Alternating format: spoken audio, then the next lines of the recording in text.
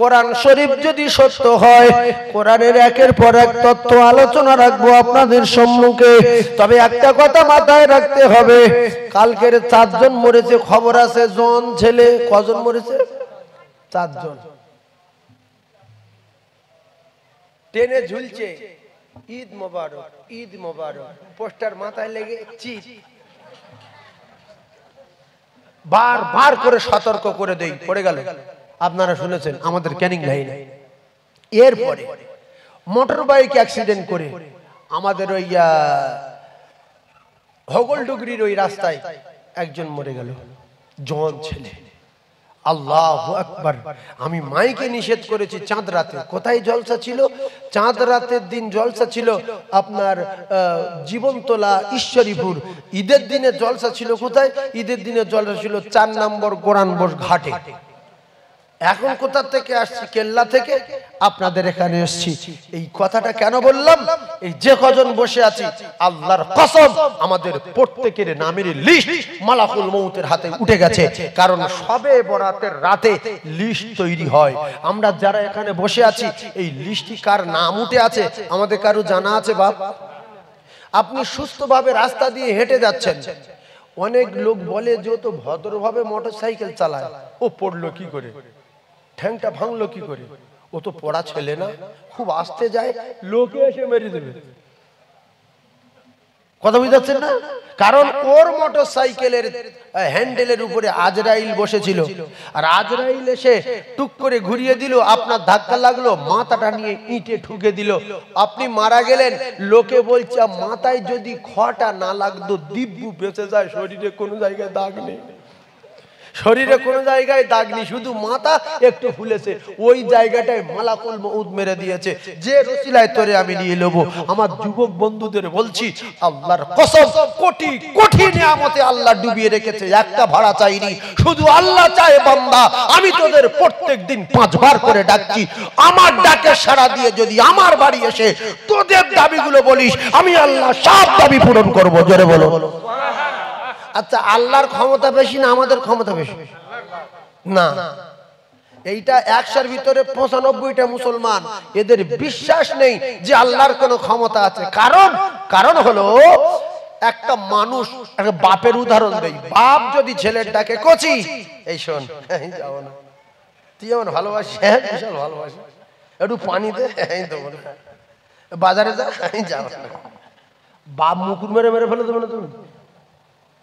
ভাইরা আমার, সব মিলিয়ে আল্লাহর কাছে 100 ভাগ দয়া নাই, আল্লাহর কাছে 200 ভাগ দয়া নাই। আমি বোঝানোর জন্য বলছি, আমার আল্লাহর কাছে কত কোটি কোটি গুণ দয়া মায়া আছে, আমি বলে শেষ করতে পারবো না। তবে বোঝানোর জন্য একটা কথা বলছি, আমার আল্লাহর কাছে দয়া আছে 100 ভাগ, আর ওই 100 ভাগ দয়ার ভিতর থেকে তামাম পৃথিবীর সমস্ত মখলুকের দিয়েছে 1 ভাগ। এতে সরকুকুর, বাঁদর, ছুঁচো, ইঁদুর, হাঁস, মুরগি, ছাগল, ভেড়া, বকরি, এমনি করে তামাম পৃথিবী যত মখলুক আছে সবার 1 ভাগ। ওর ভিতরে মানুষেরও দিয়েছে ওই 1 ভাগের ভিতরে আল্লাহর কাছে রয়েছে 99 ভাগ। তাই বাপ 5 বার ডেকে ইট মারছে, 6 বার ডেকে বাটকারা ছেলে মারছে, 8 বার ডেকে তেজ্য পুত্র করছে। আল্লাহ বলে, বান্দা আমি আমার বান্দার প্রত্যেক দিন 5 বার করে ডাকি, 5 বার করে ডাকি, 5 বার করে ডাকি। ওরা আসে না, ওরা পেশাব করে, পানি লাই না, আজান হলে মসজিদে যায় না, দোকানে বসে থাকে, ক্যারাম বোর্ড খেলে, গালাগালি করে, হাঁকা চেল্লা করে। আমি আল্লাহ তবু ওদের দিকে তাকিয়ে রয়েছি, পঙ্গু করে দেইনি, জবান বন্ধ করে দেইনি, অবল করে দেইনি। আমি আল্লাহ ওর পঙ্গু লুলো করে দেইনি। আমি আল্লাহ রাব্বুল আলামিন ওর অন্ধ করে দেইনি। আমি তাকিয়ে আছি দয়াময়, যদি একটাবার আমার বাড়ি এসে বলে, আল্লাহ গো আমি ভুল করেছি, অন্যায় করেছি, আর করব না, আমি আল্লাহ ওর তামাম জীবনের গুনাহ খাতা মাফ করে দিয়ে আমি আল্লাহ আমার কুদরতি কোলে তুলে নেব। তাহলে আল্লাহ কবার ডাকছে বাপ? একটু কথা বলেন। 5 বার বাপ ডেকেছে, 5 বার। বাপ যদি ছেলের 5 বার ডাকে, ছেলে যদি না শোনে, না আসে, কথা যদি না শোনে বাপ রেগে যাবে না খুশি হবে? রেগে যাবে। এইবারে একটা ছোট্ট মিসাল দেই, আমরা জেনাখোর, আমরা অনেকে আছি মদখোর, তারিখোর, সুদখোর, আলটেলা, বন্ধনখোর, এটা খোর সেটা খোর, সব খবর আল্লাহ জানে না জানে না? এখন আল্লাহ মালিক আমাদের উপরে রেগে আছে না নাই? এইবারে 6 নম্বর সোনাখালী আর একটা ক নম্বর আছে? 4 নম্বর সোনাখালী। এই 6 নম্বরের আর 4 নম্বরের দুটো ছেলে ঘুষি করছিল, একজনের নাক উবড়ে গেছে আর একজনের দাঁত ভেঙে গেছে। গ্রামের লোক দেখতে পেয়ে দুজনকে ছাড়িয়ে দিয়েছে। 6 নম্বর সোনাখালীর ছেলে বলছে, তুই যদি জীবনে 6 নম্বরে আসিস আমি তোর মাথা কেটে নেব। 4 নম্বরের ছেলে বলছে, তুই যদি 4 নম্বরে যাস তোর মাথা কেটে নেব। এখন দুজনা ভয়তে কেউ কারুর বাড়ি যায় না। হঠাৎ করে 6 নম্বরের ছেলেটা, ও তো বাজারে যেতে হবে, বিরাট বিপদে পড়েছে। এখন বলছে মাথা কেটে নেবে নাকি? শুনেছি নিজে মুখ দিয়ে বলেছে মাথা কেটে লাইলি ওর বাড়ি যাই বলে সোজা এসে ওর বাড়ি এসে বলছে আসসালামু আলাইকুম। ও দেখে বলছে, উরি তুই আমার বাড়ি? দাঁত ফসা ভেঙে গেছে, দাঁত গালে নেই। তো বলছে তোর বাড়ি এসছি মরবো বলে, কারণ তুই নাকি দায়ে হাত দিয়ে রেখেছিস। তাদের মার মার দে, মেরে দে। ও মারবে। ও তখন দাঁড়িয়ে দাঁড়িয়ে বলছে যে তুই শুধু আমার বাড়ি আসবি বলে বেঁচে গেছিস। ও কি বলছে? তুই শুধু আমার বাড়ি আসলি বলে বেঁচে গেছিস, রাস্তায় যদি দেখা হতো তোর মাথা ঘাট থেকে নামিয়ে দিতাম।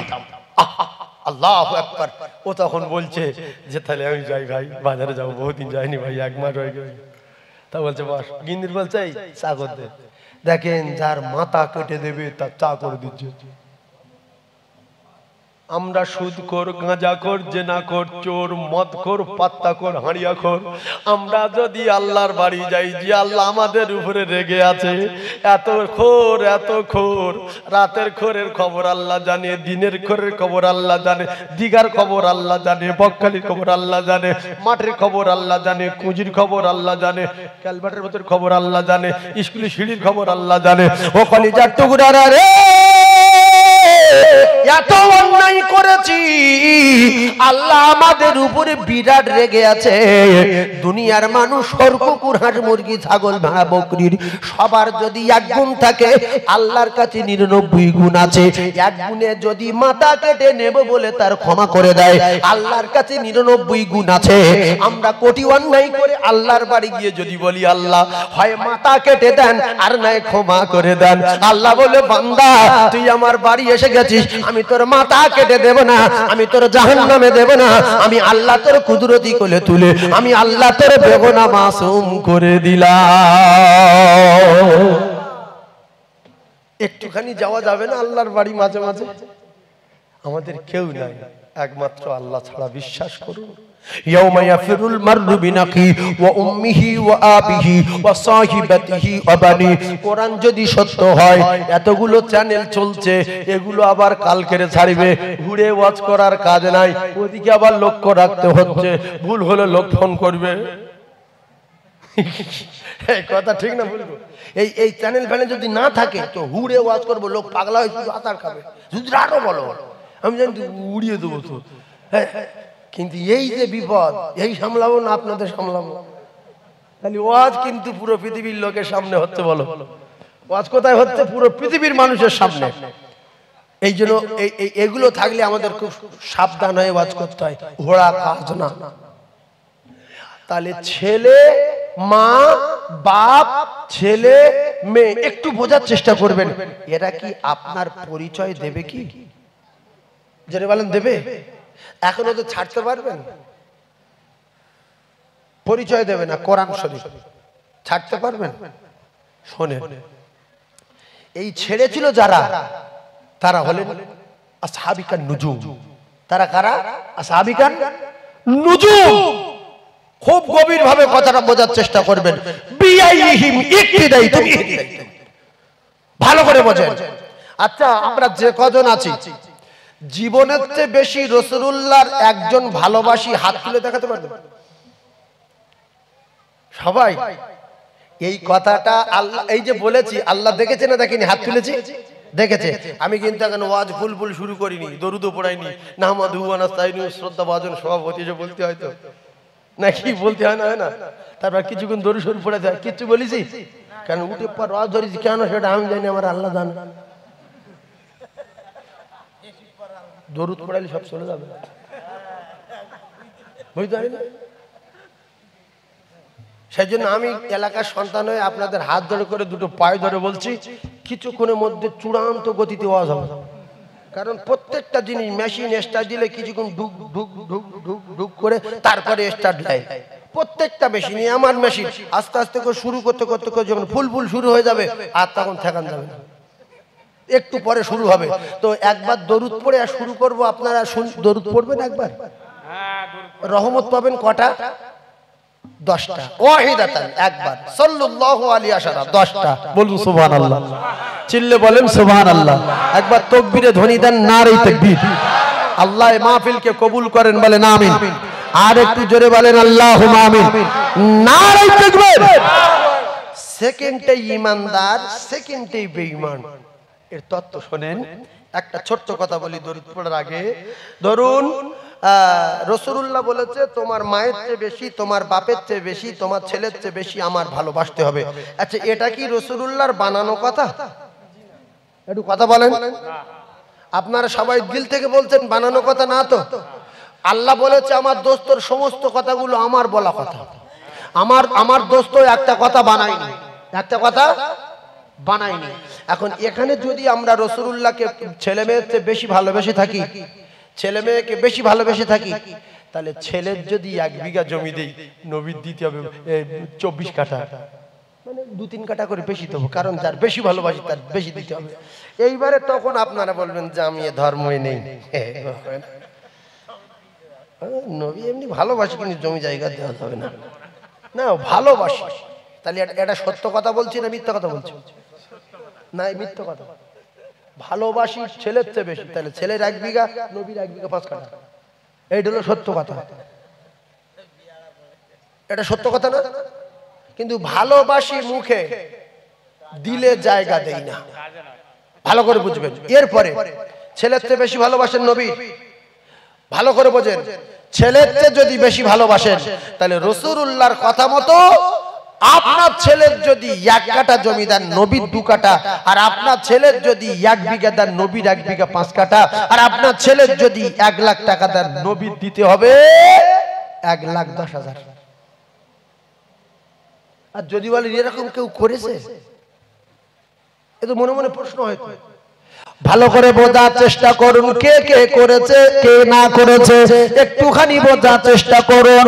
আবু জেহেল রাসূলুল্লাহর বাড়ির গায়ে বাড়ি, ও মুসলমানের ছেলেরা, যুবকেরা, জওয়ানেরা, এক গ্রামের লোক, এক পাড়ার মানুষ, একই জায়গায় থেকে একজন হলো পৃথিবীর 1 নাম্বার ঈমানদার, আর একজন হলো পৃথিবীর শ্রেষ্ঠ বেঈমান। ওই বেঈমানটার নাম আবু জেহেল, আর পৃথিবীর 1 নাম্বার ঈমানদারের নাম হযরত সিদ্দিক আকবর রাদিয়াল্লাহু তাআলা আনহু।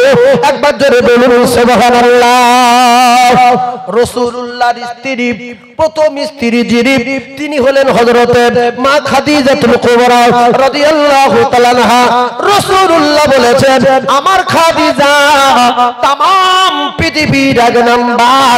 আরো একবার জোরে বলুন সুবহানাল্লাহ। এই এদিকে রাসূলুল্লাহ সাহাবী আবু বকর সিদ্দিক 1 নাম্বার, ওদিকে রাসূলুল্লাহর স্ত্রী খাতুনে জান্নাতের মা ফাতেমা तमाम পৃথিবীর 1 নাম্বার। ফাতেমার মা মা খাদিজা तमाम পৃথিবীর 1 নাম্বার। এদিকে জান্নাতের 1 নাম্বার খাতুনে জান্নাত ফাতেমা, আর ওদিকে জান্নাতের 1 নাম্বার, জান্নাতের নাম্বার খাতুনে জান্নাত ফাতেমার 2 কলিজার টুকরা, একজনের নাম ইমাম হাসান, অপরজনের নাম ইমাম হুসাইন রাদিয়াল্লাহু তাআলা আনহুমা। এই দুজনা হলো জান্নাতের জওয়ানদের সরদার হবে।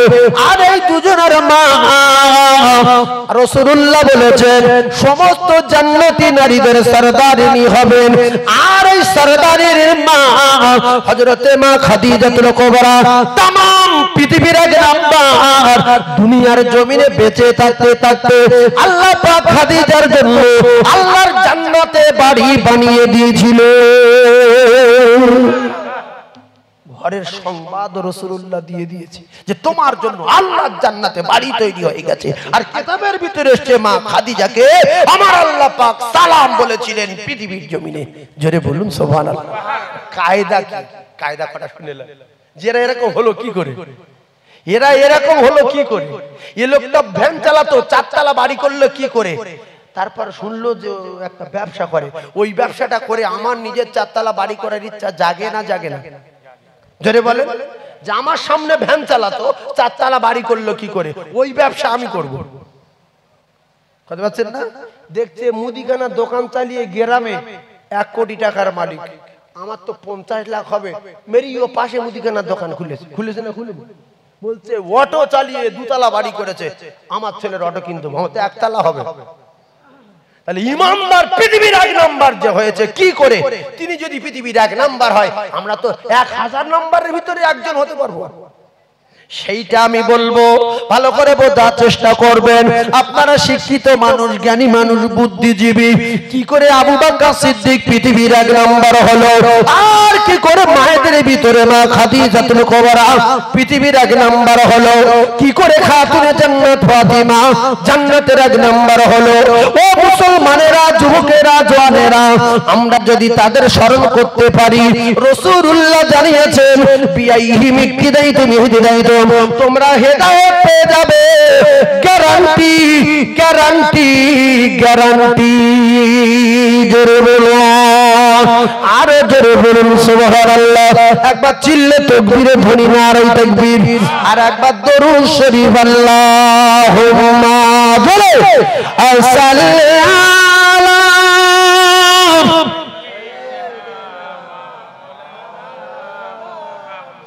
وعلى آل سيدنا।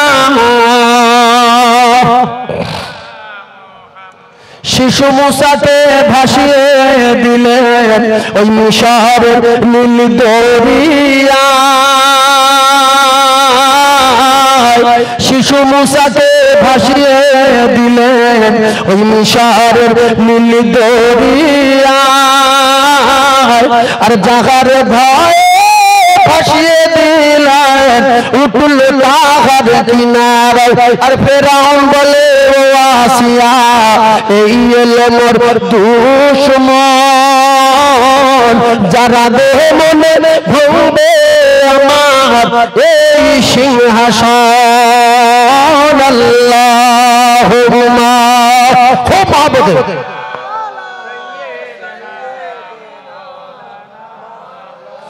وعلى آله।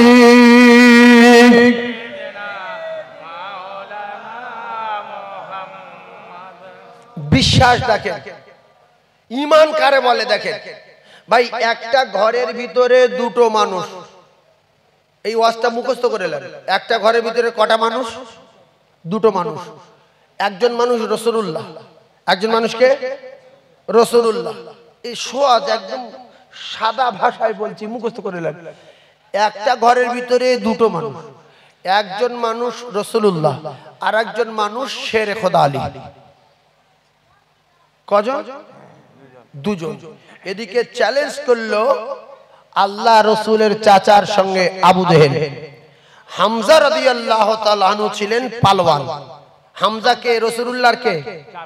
একটু বলেন বাবা। চাচা পালোয়ান ছিল। এখন পালোয়ান শিকার করতেন। কি করতেন? শিকার করতেন, জঙ্গলে শিকার করতে গেছে। আর আবু জেহেল কি করলো? লোক লস্কর লাগিয়ে দিল যে মুহাম্মদ কাবার চত্বরে যাচ্ছে, জোর করে ধাক্কা মারবি, ঘুষি মারবি, যদি চোবরা করে দাঁত থপ না গুঁড়ো করে দিবি। আমার নবীর খুব রাগ ছিল, আমার নবী অবুঝ ছিল। বিশ্ব নবীর গিয়ে ধাক্কা দিচ্ছে, ঠেলা মারছে। রাসূলুল্লাহ বুঝতে পেরে যেমন মারবে, চারিদিকে আবু জেহেলের লোক চুপচাপ মেরে ধৈর্য ধারণ করে সবর ধরে রাসূলুল্লাহ বাড়ি চলে আসলেন। কিছু লোক দেখেছে কিছু লোক দেখেছে, যেমন কিছু মানুষের ইচ্ছা হয় যে ওই পার্টিটা করি, কিন্তু আবার এই পার্টির চাপে সেই পার্টিটা করতে পারে না। কিছু লোক ভাবছে যে আমি কংগ্রেস করব, কিন্তু আরএসপির লোক বলছে যে কংগ্রেস যদি করে ও জবাই করব। ও তখন ভয়তে করতে পারছে না। এরকম ঘটনা ঘটে তো। কিছু লোক ভাবছে আমি মুহাম্মাদের কলেমা পড়বো, আবু জেহেল বলছে যে কলেমা পড়বে তার দাঁত গুঁড়ো হয়ে যাবে। তো রাসূলুল্লাহ যখন ধাক্কা দিচ্ছে, মারছে, কিছু মানুষের দিলে দয়া হলো যে বাপ চাচারা 10 ভাই 11 ভাই 10 ভাই, আর এই একটা ভাই নাই মারা গেছে আব্দুল্লাহ, সে ভাইটার রাসূলুল্লাহর কে হয়? আব্বা। কিন্তু আর তো 9 জন বেঁচে আছে, ছেলেটা সব সময় মারে, খুব ভালো করে বুঝলেন। তো হামজা রাদিয়াল্লাহু তাআলা আনহু আসার পরে কাবা চত্বরে ওই দৃশ্য দেখে রাসূলুল্লাহর চাচা হামজাকে কিছু মানুষ বললেন, হামজা তোর ছোট ভাই মারা গেছে, আর এই মোহাম্মদ ভাইটা ইয়েতিম, আর এই তোর ভাইফোঁটা ইয়েতিম, আর সব সময় অত্যাচার মারধর, তা তুই কিছু বলতে পারিস না? বলছে কবে মেরেছে? বলছে আজকে। বলছে কোথায়? বলছে কাবার চত্বরে। ভাইরা মা বাবাদিরা বোঝার চেষ্টা করুন, এই খবর শুনে যারা ভাইপো, যাদের ভাইপো আছে, অনেক ভাইপোর মারে চাচা দাঁড়িয়ে দেখে আমি ওতে নেই, আছে না নাই? এ তখন বলে চাচা না আবু জেহেল। কলিজার টুকরা ভাইরা, রাসূলুল্লাহ ভাইপো হযরতে হামজা চাচা, কিতাবে লেখা হযরতে হামজা রাদিয়াল্লাহু তাআলা আনহু কাবা চত্বরে ওই কথা শুনে সোজা ডাইরেক্ট আসলেন আবু জেহেলের বাড়ি। আর আবু জেহেলের বাড়ি আর রাসূলুল্লাহর বাড়ি খুব বেশি দূরত্ব হলে 10 থেকে 15 হাত তফাৎ, 10 থেকে 15 হাত দূরে। কলিজার টুকরা ভাইরা, এমন অবস্থায় দেখা যায় হযরতে হামজা রাদিয়াল্লাহু তাআলা এসে আবু জেহেলের দরজার কাছে দাঁড়িয়ে আবু জেহেল বলে আওয়াজ দিলেন, এই আবু জেহেল! এটা কত বাজে কথা জানেন? আপনাদের গ্রামের প্রধান সাহেব, এমপি সাহেব, এমএলএ সাহেব, মন্ত্রী সাহেব, এই সাহেবের বাড়ি গিয়ে যদি তার ডাইরেক্ট নাম ধরে চেল্লায়, সঙ্গে সঙ্গে মার্ডার করবে না? করবে না? তুই আমার নাম ধরলি, আমি এমএলএ হয় কাকু বল, না স্যার বল, না বাবু বল, শুধু বললি, শুধু নাম বললি, রেগে যাবে না? যাবে না? তো তখনকার এমএলএ কে? আবু জেহেল। স্যার বলে, মন্ত্রী, নেতা, আরে ডাইরেক্ট আবু জেহেল। আবু জেহেল বললে চিল্লে উঠেছে কেন? বড় কষ্ট লেগেছে যে আমার ভাইপো সব সময় মারে। ও তো রাগের চোটে আমার নাম ধরে মক্কায় চেল্লায় কে? কার এত বড় হিম্মত? হামজা বলল, আবু জেহেল বেরিয়ে আয়। আর সেই শিকার করা তীর ধনুক সব হাতে, বেরিয়ে আয়। তুই আমার এই ভাইপোর আজকে মেরেছিস? বলছে আমি মারিনি, লোকে মেরেছে। তো বলছে তোর অর্ডারে মেরেছে? বলছে হ্যাঁ। বলছে ছোট্ট কথা বলছে শুনেলে, আজ থেকে যদি কোনদিন আমার ভাইপোর গায়ে একটা কুটির আঁচড় দিস, তাহলে আমি তোর ধর থেকে মাথা উড়িয়ে দেবো। জোরে বলেন সুবহানাল্লাহ। ধর থেকে মাথা উড়িয়ে দেবে। কার বলেছে? মক্কার বাপ। রাসূলুল্লাহর উপরে দরদ দেখেন, চাচা ভাইপোর উপরে দরদ দেখেন, আমরা দাঁড়িয়ে দেখি আল্লাহু আকবার। আর অন্য কওমের মানুষেরা এখানে টু করলে সেখানে শাঁ করে চলে যাচ্ছে। মিল দেখেন। আরে আমি হতে নেই, সুসো তাড়া দিলি চেঁচা করে গর্ত করতে ঢোকে, জানেন? যারা মুনাফিকি করে, রাসূলুল্লাহর সঙ্গে যুদ্ধে যায়নি, চিটিংবাজি করে, আল্লাহ পাকের লানত আর আল্লাহ পাকের গজব দিয়ে শেষ করে। নবীর সঙ্গে যারা চিটিংবাজি করেছে, আল্লাহ পাক এদের জানোয়ার করে দিয়েছে, আল্লাহ পাক এদের বাদর করে দিয়েছে। চিটিংবাজি ছেড়ে দেন, সৎভাবে চলেন। চিটিংবাজ কারা? শনিবার দিন মাছ ধরতে নিষেধ করেছিল আল্লাহ, যে শনিবার দিন আমার পয়গম্বর দাউদ জবুর কিতাব তেলাওয়াত করে, আর মাছেরা শুনতে আসে, কোটি কোটি মাছেরা। দাউদ শনিবার দিন মাছ ধরা নিষেধ করে দাও। আল্লাহ পাকের অর্ডারে মাছ ধরা নিষেধ শনিবার।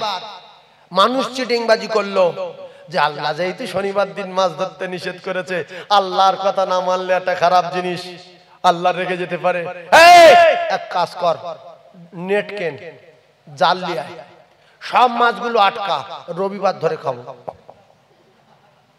তোর বাপ ওই খালে একটা মাছ খুঁজে পাবে রবিবার দিন, ও বেঁধে দিল। জবুর সোনা মাছগুলো বেঁধে দিয়েছে। আল্লাহ দেখেছে না দেখিনি? আল্লাহ বলছে ঠিক আছে, শনিবার যা, যে কটা যাবি সব কটার মাদর করব। বাচ্চা গেলে বাচ্চা মাদর হবে, বুড়ো গেলে বুড়ো মাদর হবে, আর জন গেলে জন মাদর হবে। কিতাবে লেখা আছে ৭০,০০০ মেয়ে ছেলে বেটা ছেলেকে আমার আল্লাহ পাক মাদর করে দিয়েছিল। এই জন্য কিছু মানুষ আছে যাকাত দিতে হবে, জমি কিনেলে যাকাত দিতে হবে, দুটো গরু কিনেলে যাকাত দিতে হবে, ছেলেটা মোটরসাইকেল কিনে দেয়, টাকা থাকলে রমজানের আগে যাকাত দিতে হয়, এইগুলো কিনেলেই হজ ফরজ হয়ে গেছে। এর টাকা থাকলে হজ ফরজ হয়ে যাবে, নিয়ে জমি কেন। লোক বলছে কাকা হজে যাবে না, বলছে পুঁজি নেই, ১.৫ লাখ টাকা দে না, এ জমি কিনলাম। তারপরের বছর বলছে কাকা যাবে না, বলছে একটা দোকান কিনলাম। এই যে চালাকি আল্লাহ বুঝতে পারে না, পারে না, বাঁদর করে দেবে। ওদের যে ভিতরের যে চালাকি, শনিবার দিন ধরবো না রবিবার দিন ধরবো, বাঁদর করে দিয়েছে না দেয়নি? জোরে বলে ভাইরা, মা বাবাদিরা, মুমিনেরা, মুসলমানেরা, একটু বোঝার চেষ্টা করুন। এদিকে আবু জেহেলের সঙ্গে চ্যালেঞ্জ করলেন হামজা। আবু জেহেল বলে, আবু জেহেল বলতে হামজা তুই আমার ঘাট থেকে মাথা কেটে নিবি, আর আমি আবু জেহেল কথা দিলাম তোর ভাইপো মুহাম্মাদের মাথা কেটে তোর হাতে ধরিয়ে দেব, কথা দিলাম। দুজন দুই দিকে চলে গেছে। এখন আবু জেহেল মাথা কেটে ধরিয়ে দিতে পারবে? সঙ্গে সঙ্গে তো লিডার, চারিদিকে ওর প্রহরীদের খবর দিয়েছে, চলে আয়, ওদের ডাক, এদিকে আয়, তরবারি নে, চলে যা।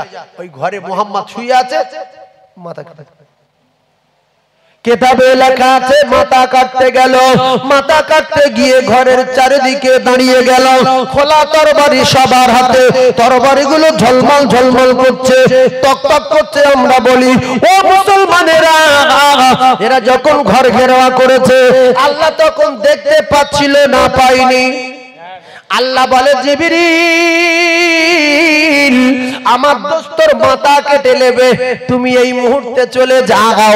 ভালো করে বোঝার চেষ্টা করো, এই মুহূর্তে তুমি চলে যাও, আর আমার দোস্তকে বলে দাও আমার দোস্তের মাথা কাটার জন্য ঘরের চারিদিকে খোলা তরবারি নিয়ে রেডি।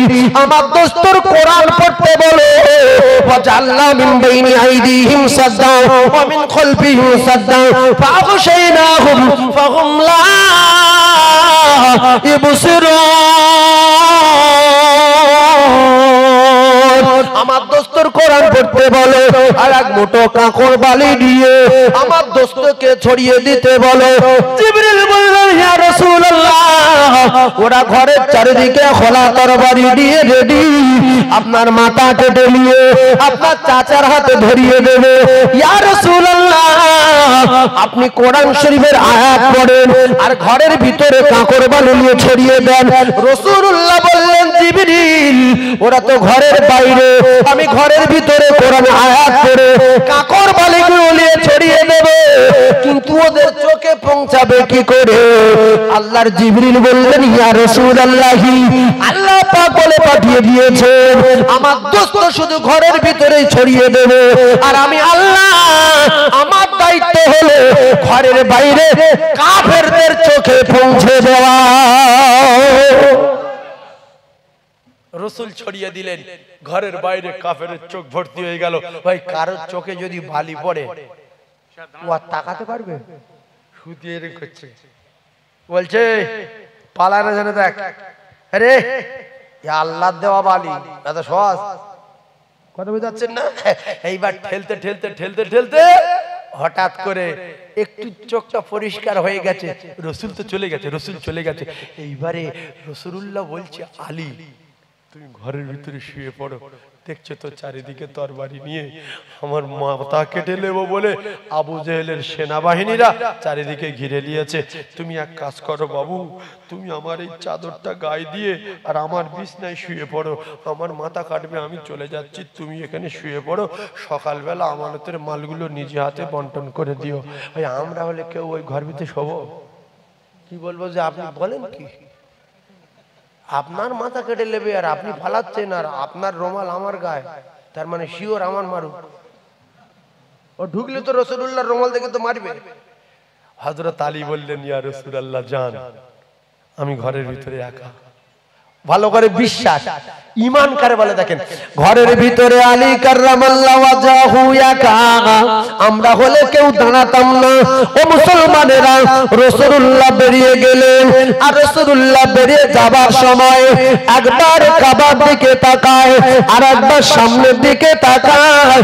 ওরে কাবা রে কাবা, আমি বিদায়, আমি বিদায়, আমি বিদায়, আমি বিদায়। ওরে কাবা,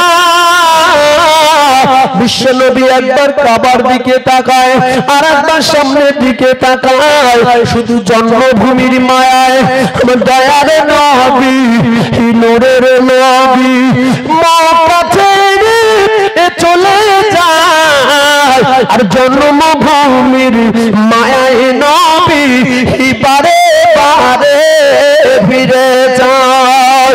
আল্লাহর নবী রওনা হয়ে গেলে মাঝখানে সিদ্দিক আকবরকে ডাকলেন। ঘটনা জানেন, ওখান থেকে রাসূলুল্লাহকে সঙ্গে আবু বকর সিদ্দিককে সঙ্গে নিয়ে আল্লাহ রাসূল চলে যান গারে সুরে। কিন্তু একটা চমৎকার ঘটনা, রাসূলুল্লাহ যে গারে সুরে গেছে এরা জানতে পারলো কি করে? এদের চোখে তো বালি ছিল। আসলে ব্যাপারটা হলো, রাসূলুল্লাহর হাতে কেউ যদি সকালবেলা হাত দিয়ে মুসা করতো, তার হাত থেকে সন্ধ্যা পর্যন্ত খুশবু বার হতো। আর রাসূলুল্লাহ যদি কোন রাস্তা দিয়ে হেঁটে যেত, ওই রাস্তা থেকে মিশকে আম্বরের মতো খুশবু জারি হতো। আর রাসূলুল্লাহর গায়ের খুশবু तमाम পৃথিবীর যত মানুষ আছে, तमाम পৃথিবী যত নবী আছে, সমস্ত নবী সমস্ত মানুষের খুশবু আলাদা, আর আমার নবীর গায়ের খুশবু আলাদা। তাই রাসূলুল্লাহ যে রাস্তা দিয়ে যেতেন ওই রাস্তায় খুশবু জারি হতো। এরা রাসূলুল্লাহর গায়ের খুশবু শুকে শুকে বলতে এই দিক দিয়ে খুশবু আসছে, এই দিক দিয়ে খুশবু যাচ্ছে, এই করে করে কমপ্লিট গুহার মুখে পৌঁছে গেল। আর এদিকে আলী কাররামাল্লাহু ওয়াজহু ঘরের ভিতরে একা। এরা ঘরের ভিতরে ঢুকেছে, নবী চলে গেছে জানে না। ঘরের ভিতরে ঢুকে বলছে, মার। কে শুয়ে আছে? শুয়ে আছে কে? আলী না, নবী শুয়ে আছে। কারণ হ্যাঁ, এই হলো বস চাদর। মার বলছে, মারবি তো দেখে মার। দেখে মার। কে কি আছে? বালিশ মারবি না কম্বলে মারবি না মানুষের মারবি? দেখ কাপড় তুলে দেখিয়ে তো আলী রে। আরে মুহাম্মদ কই? বললো ছেড়ে দে, চল। সকাল হয়ে গেছে। আলীকার বলল ছেড়ে দিল। সকালবেলা কিছু সাহাবায়ে কেরাম এসে আলীকে বলছে, আলী আজকে রাতে ঘুম হয়েছিল? ঘুম হবে? কি ঘুম ঘুমিয়েছে শোনেন। আলী কাররামাল্লাহু ওয়াজহু বললেন, আজকে রাতে আমি এত সুন্দর ঘুম ঘুমিয়েছি, ইতিপূর্বে কোনদিন এত সুন্দর ঘুম ঘুমাতে পারি না। বলছে কেন? সে রাতে রাসূলুল্লাহর মাথা কাটার কথা, সেই রাতে নবী বাড়ি নাই, নবীর চাদর গায়ে দিয়ে শোয়া, ঘুম তো হওয়ার কথা না। হযরত আলী কাররামাল্লাহু ওয়াজহু বলেছিলেন, আল্লাহ নবীর মুখ দিয়ে শুনেছি, নবী বলেন, যখন তুমি বাজারে যাবে মনে করবে শেষ যাওয়া, যখন তুমি মাঠে যাবে মনে করবে শেষ যাওয়া, যখন তুমি খানা খাবে মনে করবে শেষ খাওয়া, যখন তুমি শুয়ে পড়বে মনে করবে শেষ শোয়া, যখন তুমি দোয়া করবে মনে করবে শেষ দোয়া। ও কলিজার টুকরারা, কিন্তু আজকে আল্লাহর নবী বলে গেছে, আলী ঘুমিয়ে যাও, দাও, সকাল হয়ে যাবে আর সকালবেলা আমানতের মালগুলো নিজে হাতে বন্টন করে দেবে। তাই রাসূলুল্লাহর কথা সত্য, আজকে রাতে আমি মরবো না, আমার কেউ মারতে পারবে না। রাসূলুল্লাহ বলেছে সকাল হয়ে যাবে আর আমার আমানতের মাল বন্টন করতে বলেছে। আমি যদি মারা যাই তাহলে আমানতের মাল বন্টন করার পরে সুবহানাল্লাহ বলে, সুবহানাল্লাহ। এই কথাটা সবার মাথায় ঢোকেনি, কথা বুঝতে পেরেছেন? রাসূলুল্লাহর কথা এত সত্য, এত সত্য, রাসূল বলেছে সকালবেলা আমানতের মাল বিলি করবে। তাই রাসূল অন্য সময় বলতেন এই সোয়া শেষ সোয়া, আর আজকের বলল সকাল হবে, জোরে বলো। সেই জন্য আমি নিশ্চিন্তায় ঘুমিয়ে গেছি, আমার সকাল হবেই হবে। এরকম বিশ্বাস আমাদের একজনের আছে নাই?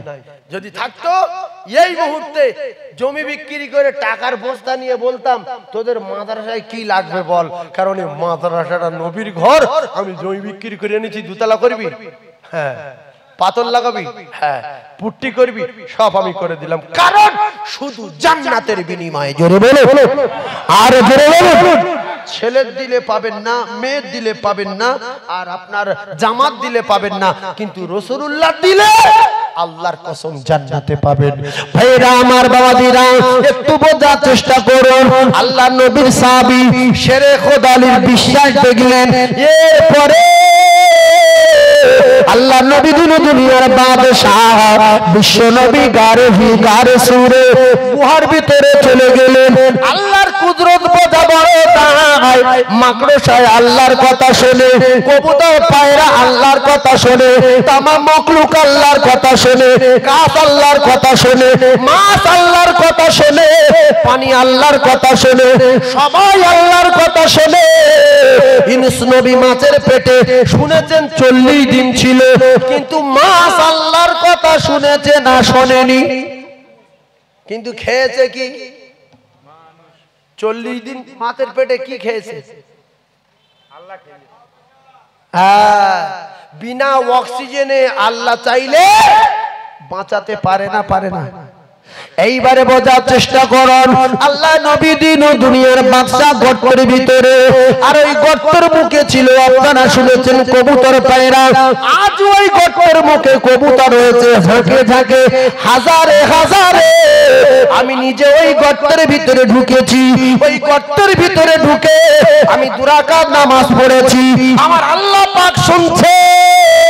বহুত কষ্ট করে গিয়েছিলাম ওই গর্তের ভিতরে, তবে গর্তের ভিতরে ঢুকে আমি উপরের দিকে তাকিয়ে দেখলাম, উপরের দিকে পাথরের ফাটল দেখা যাচ্ছে, হালকা হালকা আলো পড়ছে, সূর্যের তাপ পড়ছে।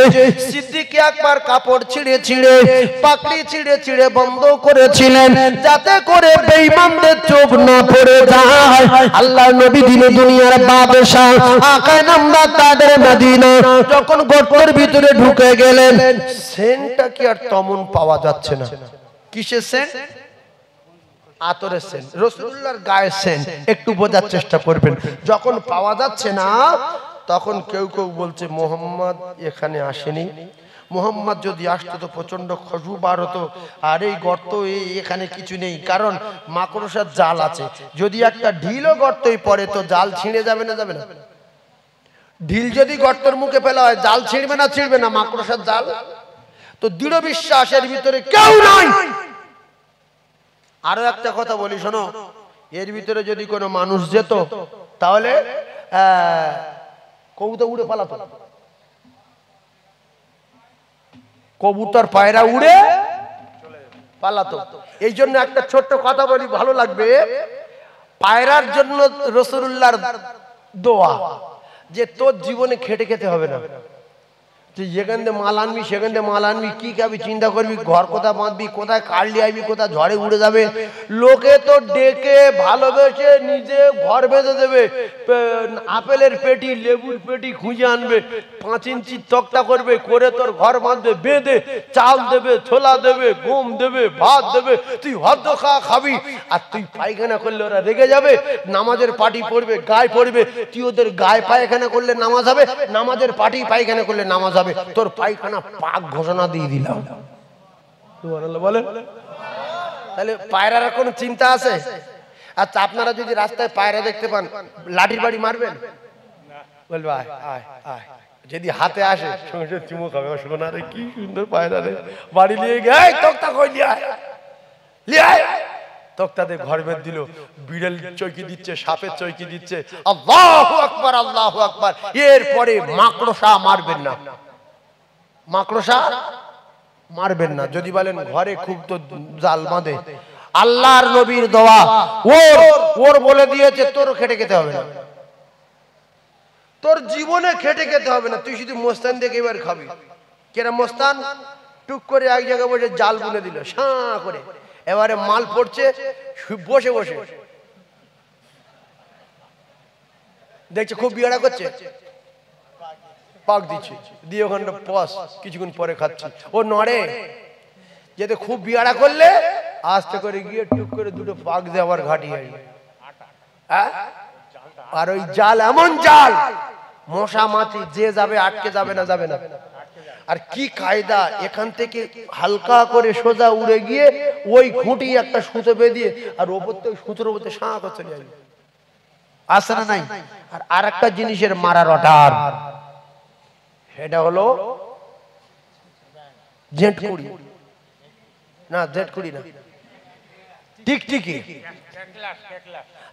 এই যে লম্বা মতো যেটা কেগলেশ, কেগলেশ, কেগলেশ, কেগলাস, তো ওই কেগলাস ওর একটা জিনিস লক্ষ্য করবেন আমার রচনার পরে, ওই কেগলাসটারে লক্ষ্য করে দেখবেন, ও যখন গাছের গায়ে থাকে, দেয়ালের উপরে থাকে, মানুষ দেখতে পেলে ওর সঙ্গে সঙ্গে মুখটা লাল হয়ে যায়, রেগে আগুন হয়ে যায়, আর মাথা নাড়ে না, নাড়ে না। বলে মারবি নাকি? মারবি, ফমারি কাটে গা ফলায়, মারবি। ভাইরা আমার, বাবাজিরা, ও যখন মুখ লাল হয়ে যায় আর যখন গা ফলায়, আমরা ছোটবেলায় বুঝতাম না, জানতাম না, আমরা তখন ছেলে মানুষ কি করতাম, সঙ্গে সঙ্গে থুতু নিয়ে বুকে দিতাম। রক্ত খাচ্ছে, আমি বুকে থুতু দিলি ওর রক্ত টানতে পারবো, এটি কিন্তু বাজে কথা। ওর বাপের ক্ষমতা আছে, ওখানে বসে বসে আমার বুকতে রক্ত টেনে নেবে, আর ওই এতটুকু কি খাবো, আর রক্ত যাবে কি করে? আসলে ব্যাপার হলো ও রেগে আগুন হয়ে যায়। ও কলিজার টুকরা ভাইরা আমার, কিতাবে লেখা, ওর যদি একবারে মারতে পারো, আমি আপনাদেরকে শিখিয়ে দিলাম, লক্ষ লক্ষ নেকি আপনার নামায় আমলে লেখা হবে। আর যদি মারতে না পারো, 2 মারে মারো, 4 মারে মারো, 5 বারে মারো, 10 বারে মারো, 100 বারে মারো, ওর মেরে তবে রাস্তা দিয়ে চলো। যদি না সময় পাও, মারতে না পারো তো মার মার বলো।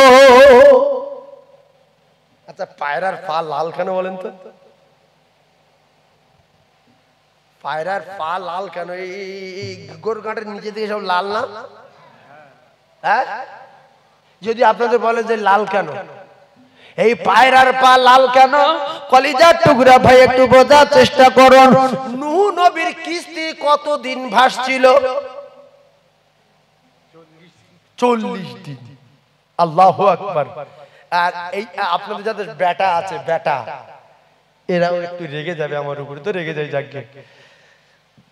আল্লাহ রাব্বুল আলামিন নূহকে বলেছিল, তুই জোড়া জোড়া করে সব তোল, জোড়া জোড়া, জোড়া জোড়া করে তুলেলে আমি এই কওমের ব্যবস্থা করব। ওরা প্রথম হিংসা করে পায়খানা করলো, সেই পায়খানা মলম বানিয়ে ওদের সবাই খাইয়ে দিল, মাখিয়ে দিল। শেষবেই লোক আর মলম পায় না বলে কেতাবে লেখা আছে, ওই কাপড় নিয়ে মোটামুটি করকরে টাইপের জিনিস নিয়ে নৌকা ঘষতে লাগলো। ঘষে ঘষে যা পানি হয়, ওই পানি নিয়ে গায়ে দেয়, মুখে মাখে, মাথায় মাখে, চুল যার নেই চুল উঠে যায়, বডি কালো পরিষ্কার হয়ে যায়, বুড়ো লোক জওয়ান হয়ে যায়, বুড়ি জওয়ান হয়ে যায়। কে না গু মাখবে? গু হোক আর যা, শুধু মেখেলে ছুঁইলি জন। এ কুদরত কার? আল্লাহ বলছেন ও পায়খানা করতে দিয়ে এমন মলম বানাবো, সারা এলাকার মানুষ মাখবে, মেখে সব পাগল হয়ে যাবে যে কি ওষুধ রে বাবা। ভাইজান আমার বাবারা, ওই কিস্তিটা যখন ছাড়বে, আল্লাহ নবী নূহ বললেন জোড়া জোড়া জোড়া জোড়া জোড়া জোড়া জোড়া জোড়া তুলতে বললেন আমার আল্লাহ। আর জোড়া জোড়া তোলার পরে বেটার বলছিল বেটা উঠে আয়, বেটা উঠে আয়, বেটা রে চলে আয়। বেটা যখন বলতে যাব না, তোমার আল্লাহর ক্ষমতা নাই, পারবে না। আমার আল্লাহ সামিউম বাসীর, আমার আল্লাহ শুনছিলেন। আমার আল্লাহ অবশেষে বললেন পয়গম্বর নূহ, তুমি জলদি করে জাহাজ ছেড়ে দাও, বেটাকে আর বারবার করে উঠতে বলো না, কিস্তি ছাড়ো। দ্বিতীয়বার যদি বেটাকে ডাকো, আমি আল্লাহ নবীর দপ্তর থেকে নাম কেটে দেব। ছাড়ো। এই জন্য আপনাদের বেটা যদি বিয়াড়া করে, ছাড়ার অর্ডার আছে না নাই? জোরে বলে। বাপের কলঙ্ক সন্তান। আদম নবী বেটা ছেড়ে দিয়েছে না দেয়নি? নূহ নবী বেটা ছেড়ে দিয়েছে না দেয়নি? বেটাকে ছাড়তে বললো, ছেড়ে দিল। শেষের বেলা গাধা উঠছিল সর্বশেষে। কে উঠছিল? গাধা। এও একটা পয়েন্ট আপনারা পেয়ে যাচ্ছেন। নূহ নবীর কিস্তিতে সর্বশেষে কে উঠছিল? গাধা। গাধা যখন উঠছিল, কিতাবে লেখা গাধা কোনো মতে উঠতে পারছে না গো দাদা। পিছনে সর্বশেষে উঠছিল গাধা। গাধা ওঠে না। এমন অবস্থায় নূহ নবী শুধু বলছে ওঠ ওঠ ওঠ ওঠ ওঠ, কোনো মতে উঠতে পারে না। অবশেষে নূহ নবী জোর করে রেগে গিয়ে বলছে ওঠ শয়তান ওঠ। যেই বলেছে ওঠ শয়তান ওঠ, লাফ মেরে গাধা উঠে গেছে। আর গাধার পিছনে লেজ ধরে টেনেছিল ইবলিস। ইবলিসও উঠে গেছে। ও ধরে টেনেছিল যে সব চলে যাচ্ছে, আমি তো শেষ হয়ে যাব, আমি কোথায় যাবো, পেলাবন, আল্লাহ করে দেবে।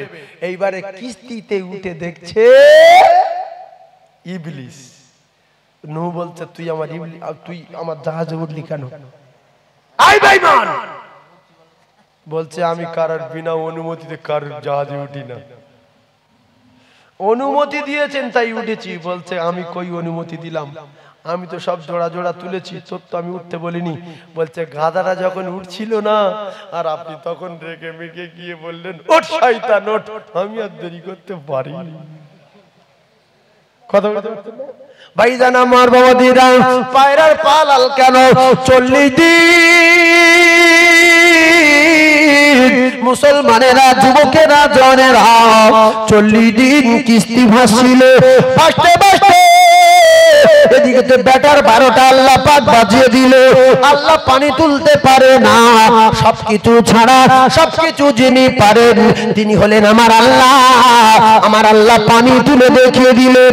নূহ নবীর বেটা কেনানে ওয়াকাল মৃত্যু হয়ে গেল। অবশেষে দেখা গেল 40 দিন পরে ওই পাহাড়ে, যদি পাহাড়ে নৌকা এসে কিস্তি এসে দাঁড়ালো। কলিজা টুকরা ভাইরা আমার, জমিনে কতটা পানি আছে? জমিনে পানি আছে না নাই? কাদা বেরিয়ে গেছে না যায়নি? ও ভাইরা বুড়া বেটিরা, আল্লাহর নবী নূহ কিস্তি থেকে পায়রা পাঠিয়েছিল। কথা বুঝতে পারেননি? আর পায়রায় তো কথা বলতে পারে। ও গিয়ে সোজা গিয়ে জমিনে বসেছে। বসলে এই পর্যন্ত কাদায় ডুবে গেছে, ওই পা নিয়ে উড়ে গিয়েছে। নূহ নবী দেখলো পায়রার পায়ে কাদা। তাহলে এখন জমিন শুকিয়ে গেছে। জোরে বলুন সুবহানাল্লাহ। আরো জোরে বলেন সুবহানাল্লাহ। সেই চিহ্নটা কিয়ামত পর্যন্ত থাকবে।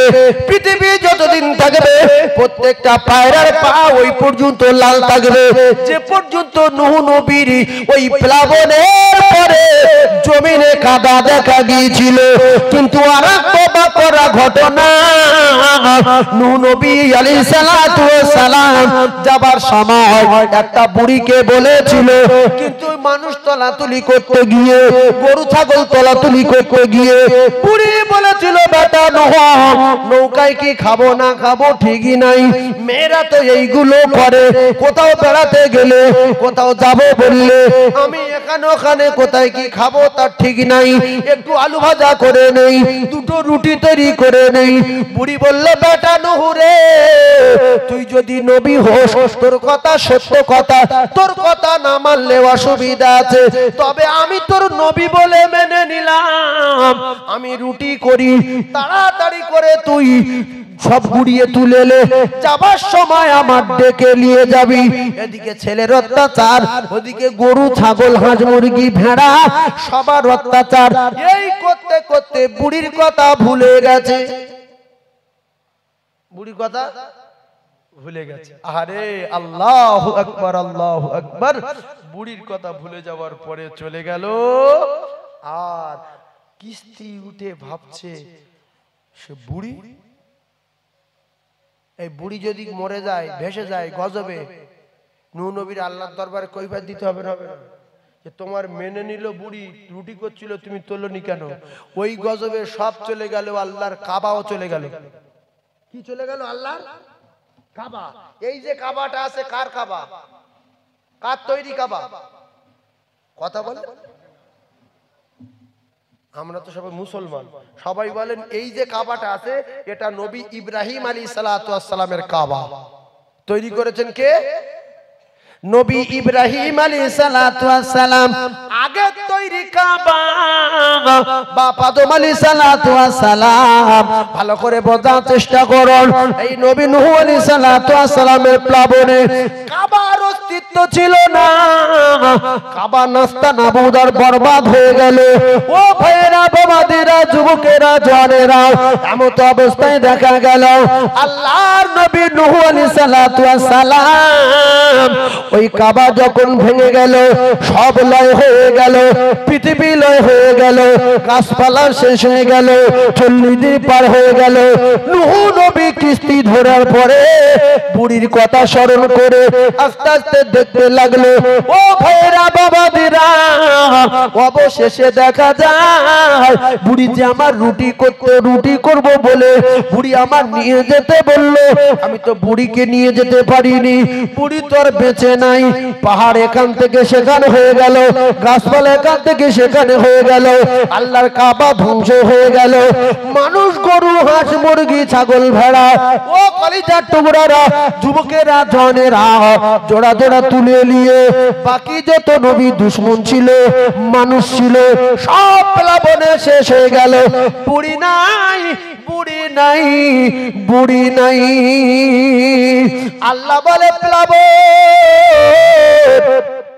আমি তোরে জানিয়ে দিলাম, ওরে তুফান, ওরে ঝড়, ওরে পানি, আমি তোদের জানিয়ে দিলাম ওই যে বুড়ির ঘরটা দেখা যায় রুটি করা বুড়ি, ওই বুড়ির ঘরের আশেপাশে কোথাও যেন পানি না লাগে, ঝড় না লাগে, বুড়ি যেন বুঝতে না পারে।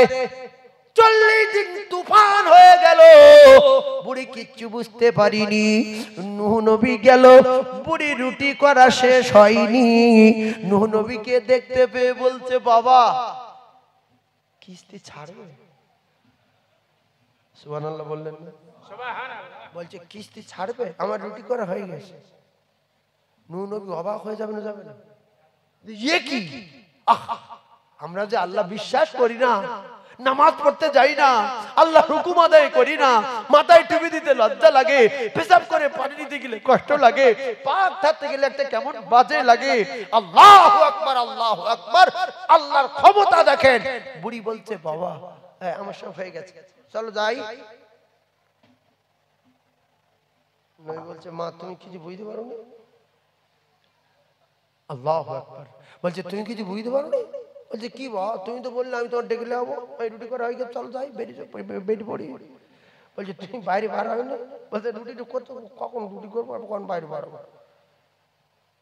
এই জন্য 100 বছর, আল্লাহু আকবার, আল্লাহু আকবার, আল্লাহর নবী আও কাল্লাযী মাররা আলা খরিয়াতিন ওয়াহিয়া খাবিয়াতুন আলা উরুশিয়া ক্বালা আন্না ইহয়ি হাদিল্লাহু বা'দা মাউতিহা ফামাতাল্লাহু বিআম ফানজুর ইলা তুআমিকা ওয়া শারাবিকা লাম ইয়াতাসান্না ওয়ানজুর ইলা হিমারিকা ওয়া লিনাজলাকা কলিজার টুকরা মুসলমান। হযরত নবী শুআয়ব আলাইহিস সালাতু ওয়াস সালাম, আল্লাহু আকবার আল্লাহু আকবার। আল্লাহ নবী বলেছিল, আল্লাহ আমি মুর্দাকে জীবিত করে আর জীবিত থেকে মুর্দা করে, আল্লাহ আমি একটু দেখতে চাই। আল্লাহর কোরআন কি বলতে বোঝার চেষ্টা করুন। আল্লাহ সেকেন্ডের ভিতরে মানুষকে মৃত্যু দিয়ে 100 বছর পরে আবার 1 সেকেন্ডের ভিতরে জীবিত করতে পারে। আল্লাহ পাক মুহূর্তের মধ্যে 7 সময় আল্লাহর নবীকে নিয়ে 7 আসমান ঘুরিয়ে জান্নাত জাহান্নাম দেখিয়ে আল্লাহ পাক আবার পৃথিবীর জমিনে পাঠিয়ে দিতে পারে। পারে না? পারে না? জোরে বলেন ভাইজান আমার বাবাজিরা। আল্লাহ নবী এমনি করে দেখা গেল আল্লাহ নবী মুর্দা জীবিত দেখবো বলে আমার আল্লাহ পাকের কাছে বললেন। আমার আল্লাহ পাক আল্লাহ নবীকে আমার আল্লাহ পাক পাহাড়ের পদদেশে যেতে বললেন। ও ভাইরা বাবাজিরা, মুহূর্তের মধ্যে আরাম করতে করতে ঘুমিয়ে গেলেন। 100 বছর পার হয়ে গেল, আল্লাহ নবী ঘুমিয়ে 100 বছর পরে আমার আল্লাহ পাক জীবিত করে দিলেন। ও মায়েরা, বোনেরা, বেটিরা, সেকেন্ডের ভিতরে আমার আল্লাহ পাক 100 বছর পার করে দিতে পারে। 100 বছরের ভাত তরকারি আমার আল্লাহ গরম রাখতে পারে। 100 বছরের ভাত তরকারি আল্লাহ চাই গরম রাখতে পারে। তিনি এমন কুদরতওয়ালা, সবকিছু ছাড়া সবকিছু যিনি পারেন তিনি হলেন আমার আল্লাহ। এমন অবস্থায় দেখা গেল হযরত নবী নূহ আলাইহিস সালাতু ওয়াস সালাম কি করলেন? এমন অবস্থায় বুড়িমাকে বললেন, বুড়িমা একটু বাইরে বার হও মা। নূহ নবীর কথা শুনে বুড়িমা বাইরে বার হয়ে দেখছে কোন গাছপালা আছে? কথা বলেন। কোন ঘর বাড়ি আছে? বলছে আমি কোথায়, আমি কি চিনতে পারছি না বাবা। বলছে দুনিয়া শেষ হয়ে গেছে, প্লাবন হয়ে গেছে মা। বলছে কোথায়, আমি কিছু বুঝতে পারিনি, আমি কোথায় আসলাম? হযরতে নবী নূহ আলাইহিস সালাতু ওয়াস সালাম তখন একের পর এক ঘটনাগুলো বলতে শুরু করলেন। ও মা গো মা, যারা আল্লাহকে বিশ্বাস করে নাই, যারা আল্লাহর নবীকে মেনে নাই, আমার আল্লাহ পাক তাদের এই রকম ভাবে প্লাবন থেকে বাঁচায়, গজব থেকে বাঁচায় মা। আমি সমস্ত প্রাণী জোড়া জোড়া তুলে দিয়ে আমি নবী নূহ, ও বুড়িমা তোমার কথা ভুলে গিয়ে আমি চলে গিয়েছিলাম জাহাজ ছেড়ে। এখন দুনিয়া লয় হয়ে গেছে, দুনিয়া এমনি করে গজব হয়ে সব শেষ হয়ে গেছে। ও বুড়িমা, আমি তোমার জন্য দোয়া করতেছিলাম, তোমার খোঁজে আমি আসলাম। আমি যদি বুড়িমাকে না পাই আমি আল্লাহর দরবারে কি কইফা দেব? ও বুড়িমা, আমি এসে দেখতে পাই তুমি এখনো রুটি বানাচ্ছ, তুমি কিছু জানো না। ও বুড়িমা, একমাত্র বাঁচিয়েছে আমার আল্লাহ। জোরে বলুন সুবহানাল্লাহ। ভাইরা আমার বাবাদিরা, শেষের বেলা আল্লাহ আল্লাহ করলে হবে না। ফেরাউন যখন শেষের সময় মুসা নবী পেরিয়ে গেল, ফেরাউন যখন সাগরের তলায় হাবুডুবু খাচ্ছিল, বাপের রাস্তা বলে উঠেছিল, কিতাবে লেখা, তখন ফেরাউন মেনে নিয়েছিল। আমি মুসাকে মেনে নিলাম, আমি মুসার খোদাকে মেনে নিলাম। আল্লাহ বলে আর হবে না, বহুদিন তোর বোঝাচ্ছিলাম, আমি তোর কাছে পয়গম্বর পাঠালাম, আর লাইন নাই। নমরুদকে আল্লাহ শেষ করে দিল, হামানকে আল্লাহ শেষ করে দিল, কারুনকে আল্লাহ শেষ করে দিল, সাদ্দাতকে আল্লাহ শেষ করে দিল, আবরাকে আল্লাহ শেষ করে দিল, আবু জেহেলকে আল্লাহ শেষ করে দিল। ও কলিজার টুকরারা, ইন্নাল্লাহা লা ইহিব্বু মান কানা মুখতালান ফাখুরা। এজন্য কোরআন পাকে পরিষ্কার করে বলা আছে, অহংকার যারা করে, তাকাব্বুরি যারা করে, আমার আল্লাহ পাক অহংকার তাকাব্বুরি মোটেই পছন্দ করেন না। তাই আমি আপনাদের হাতে ধরে বলি, বেটার অহংকার করবেন না, ব্যবসার অহংকার করবেন না, জমি জায়গার অহংকার করবেন না, বংশের অহংকার করবেন না, ইমানের অহংকার করবেন না, যোগ্যতার অহংকার করবেন না। হযরতে সিদ্দিক আকবর রাদিয়াল্লাহু তাআলা পৃথিবীর এক নাম্বার হওয়ার পরে আল্লাহর কাছে বলতেন, আমার আল্লাহ, আমি যদি ঘাস হতাম, প্রকৃতি আমার খেলিতে, আমার হিসাব দিতে হতো না। হযরতে জিন্নুরাইন উসমান গনি রাদিয়াল্লাহু তাআলা পৃথিবীর এক নাম্বার জান্নাতের টিকিট পাওয়ার পরে কিতাবে লেখা প্রত্যেক দিন কবরের কাছে গিয়ে কাঁদতেন, এত কান্না কাঁদেন কবরের কাছে গিয়ে, চোখের পানি টোপে টোপে দাড়ি মোবারক ভিজে যেত। রাসূলুল্লাহর সাহাবী জিন্নুরাইন প্রত্যেক দিন কবরের কাছে গিয়ে কাঁদতেন। আর আজকাল দেখা যায় কিছু কিছু মৌলবী, তাদের নাম মৌলবী, নাম মাওলানা নামে খ্যাত, কবর জিয়ারত করতে নিষেধ করে, কারণ কবর জিয়ারত করতে গেলে আমার যেতে হবে, তাই বলতে কবর জিয়ারত চলবে না। এরা হলো মুখুর লিডার, এরা জাতির কলঙ্ক। এই যে ইউটিউব চলছে, এরা জাতির কলঙ্ক, আলেম নামের কলঙ্ক, মুখু কিচ্ছু জানে না। কবর জিয়ারত চলবে না। তুমি কি জাহান্নামের সম্রাট? এই আল্লাহ পাক বলেছে, আল্লাহর কসম, আল্লাহ নিজেই বলছে, তুমি তোমার মা বাপের জন্য দোয়া করো আর ছোটবেলার কথা মনে করো, আর তোমার মা বাপ কবরে কত অসহায়, এই কথা মনে করে আমি আল্লাহ আমার কাছে দোয়া চাও, আমি আল্লাহ তোমার দোয়া কবুল করব, আর তোমার মা বাপের কবরে আযাব নাজাত দেব। জোরে বলুন সুবহানাল্লাহ। প্রত্যেক শুক্রবার হাদিস পাক এসেছে কবর জিয়ারত করার কথা। প্রত্যেক কিবার বললাম? শুক্রবার। যারা বসে শুনছেন একটা কথা শুনবেন, মাওলানা ডাকবেন না, ও অজুহাত দেখাবে, গ্রামের লোকের ডাকবেন না, আমার সময় নেই। আপনি কিচ্ছু জানেন না, আরবি বোঝেন না, বোঝার দরকার নেই। আল্লাহ বাংলা ভালো বোঝেন, আরবি ভালো বোঝেন? আরবি না, সব বোঝে। আল্লাহ সব বোঝে না, বোঝে না তো আল্লাহ রাব্বুল আলামিন সব ভাষা বোঝে, সাপের, ব্যাঙের, মাছের, গাছের, সবার।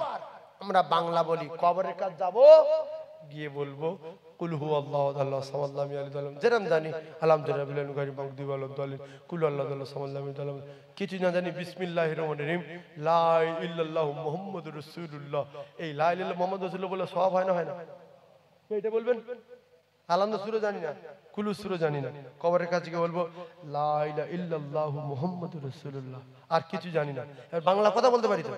আল্লাহ, এই কলমা পড়েছি, আর আপনি আমার মা বাপের জন্য দোয়া করতে বলেছেন, এই কলমায় যা সওয়াব হয়েছে, আমি তো আর কিছু জানি না, আমার আব্বা মায়ের রূহ পাকে পৌঁছে দাও।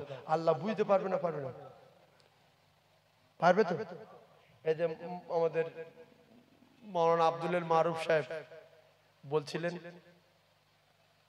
যে ইমাম সাহেবের দিয়ে মুরগি জবাই করানোর দরকার নাই, কারণ আমরা মুরগি জবাই করা শিখি।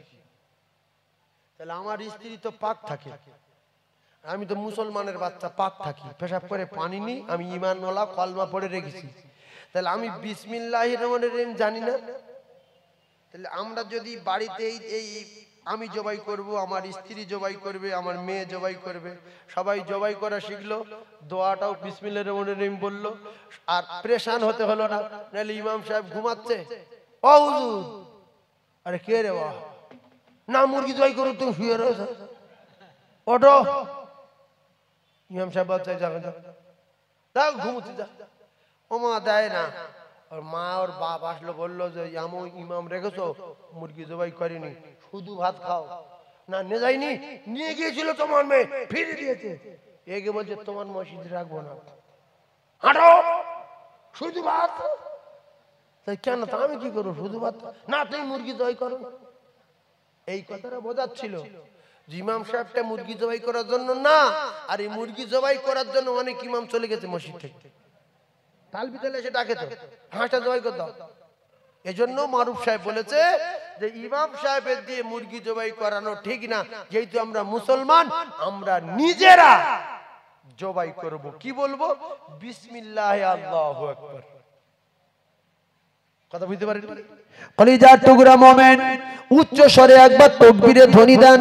আমি আপনাদের জন্য খাস দোয়া করব বলেছি, একবার আল্লাহ মহান, আল্লাহ বড় বলে তাকবীর দেন। নারে তাকবীর, আরো জোরে একটু নারে তাকবীর, নারে তাকবীর। মা বাপের কথা সারা জীবন শুনেছেন, আমি আর বলবো না, এক কথায় শেষ করে দিচ্ছি। 4 ঘন্টা রজ। মা বাপ এত পাওয়ারফুল, মা আর বাপ এরা